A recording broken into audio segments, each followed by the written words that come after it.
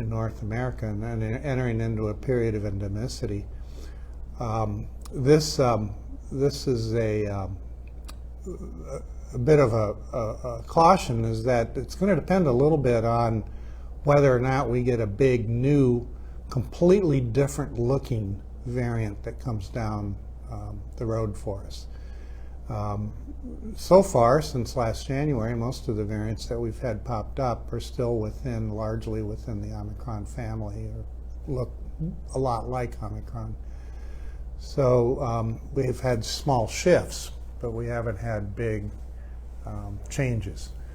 Now, if one came down the pike that was totally different, so that our immunity that we've had pre-existing from either being infected or from having had vaccine doesn't cover it, then we could see another epidemic or pandemic.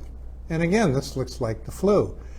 If you remember, 2009, we had an H1N1. That was a huge change in the flu strain, in that flu virus. And we called that the swine flu, and then that was a big epidemic.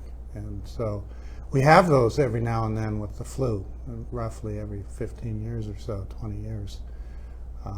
We tend to name them, if you remember, if you're my age, the Hong Kong flu, which is back in the 60s, and then of course the Spanish flu, 1918 and 19. So even though the Spanish flu wasn't a new virus per se, it was still the flu, but it had changed enough so it caused havoc and a pandemic across the world. So that's just the reality of viruses.